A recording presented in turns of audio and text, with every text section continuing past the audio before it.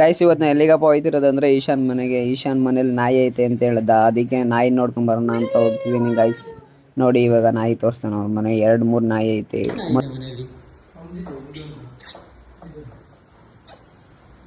Guys. ಈ dog bread ಬಂದ್ಬಿಟ್ಟು ಹಸ್ಕಿ ಅಂತ. ಹೆಸರೇನಿದು? ಲಕ್ಕಿನ? ಇದು ಕೂದಲೆಲ್ಲ ಉದುರುತ್ತೆ ತುಂಬಾ. ಅದು ಸೆಕೆ ಅಲ್ಲ ಈಗ. ಗೈಸ್ ಮಕ್ಳು ಥರ ಆಟ ಆಡುತ್ತೆ ಗೈಸ್. ಇದು ಪಾಪ, ಇದು ಏನೋ ಒಂದು ಸ್ವಲ್ಪ ಕಚ್ಚೋದೇ ಇಲ್ಲ, ಇದು ಬಗ್ಳುತ್ತೆ ಅಷ್ಟೇ. ಒಂಥರ ಪಾಪು ಥರ ಗೈಸ್ ಇದು.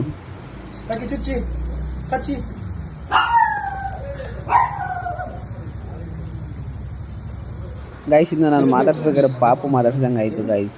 ಸಾಧು ಪ್ರಾಣಿ ಗೈಸ್ ಇದು, ಒಂಥರ ಪಾಪ.